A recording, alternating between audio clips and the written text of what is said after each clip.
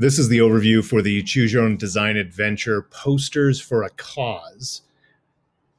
The thing with posters is you can use them. They're highly visible and it's something that can be converted to digital on social media. But the posters, I love this quote from Elizabeth Resnick, who is a graphic design education expert.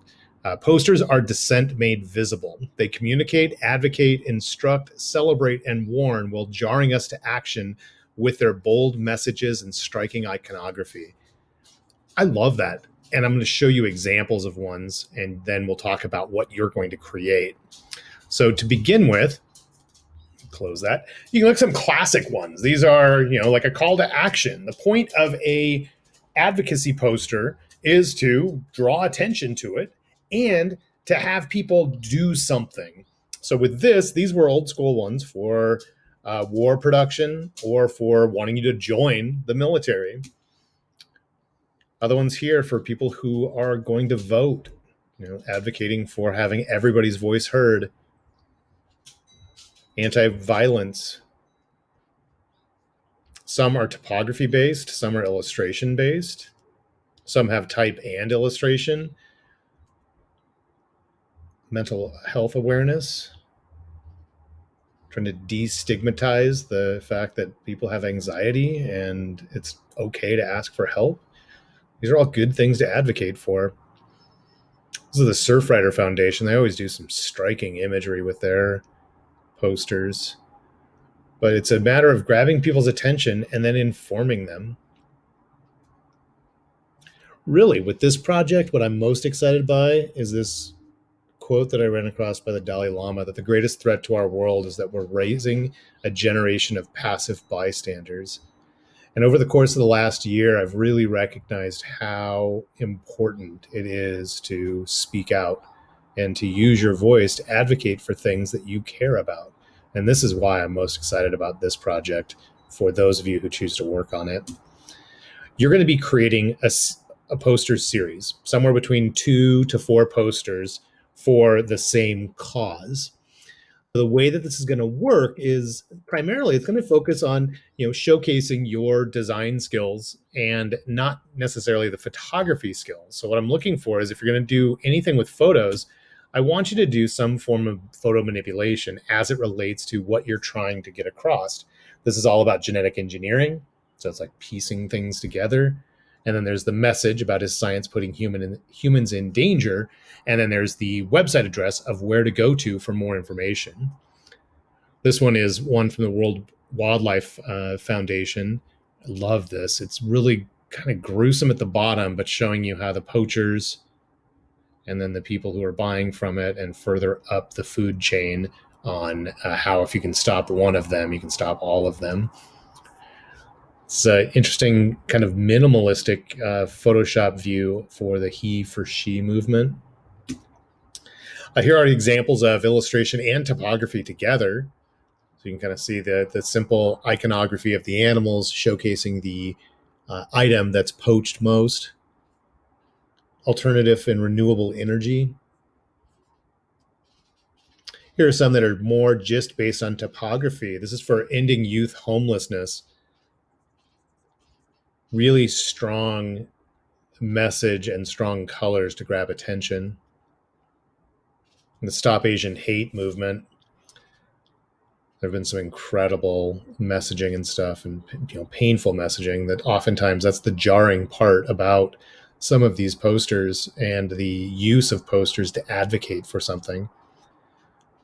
And then here's ones that I had a little bit harder time kind of fitting directly into just one or the other. As far as, is it illustration? Is it typography? Is it illustration and typography? Yeah, it's a bit of both. But really interesting poster series. I love how the artist used the fist and had it actually carry over to the other posters when they're there. Thought that was pretty smart. Pardon me.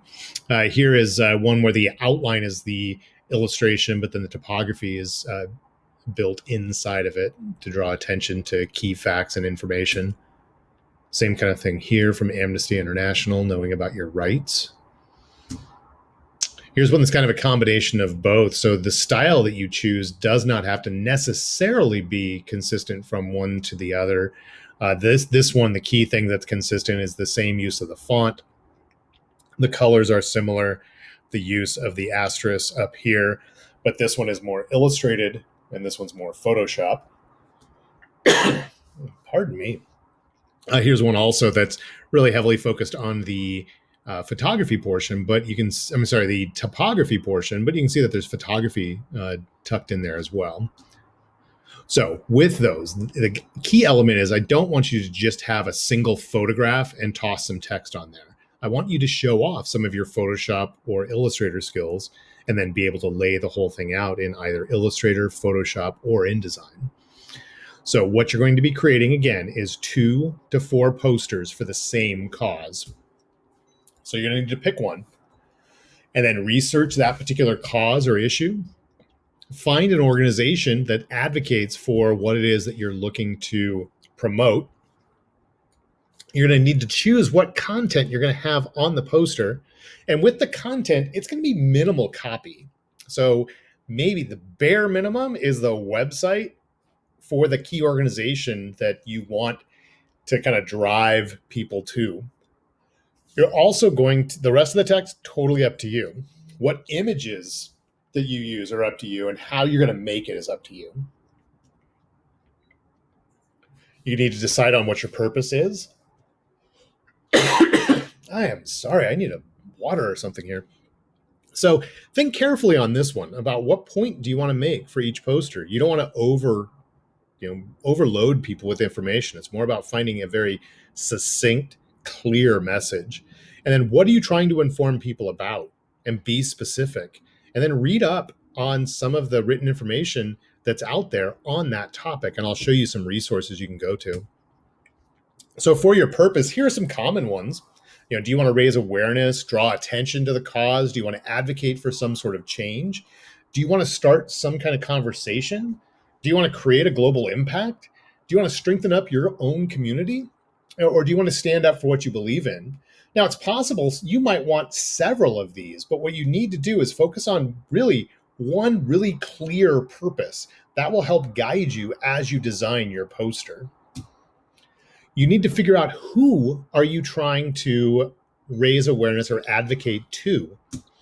Is it somebody that's a victim or a sufferer of whatever you're advocating for, like the mental awareness one? Are you looking for people that are feeling, the indirect effects of whatever it is that you're advocating for? Is it people who knew the victims? Is it indifferent people that just aren't aware or don't really necessarily consider that to be an issue? Are you trying to go specifically for people who may be misinformed or are ignorant of the issue?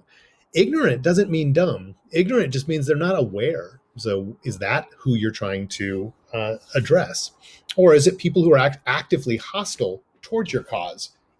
Depending on who your audience is will definitely change what kind of imagery and what kind of information you may want to include. So the clearer you can have this set, both the purpose and audience for each poster, the better.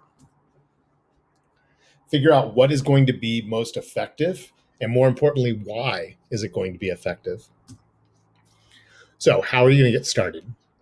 First thing is you need to pick a cause. Then you need to research key points and organizations. You're going to build a Pinterest board, and you're going to record a screencast. Let me show you the resources I've put together on the website so that you can get started.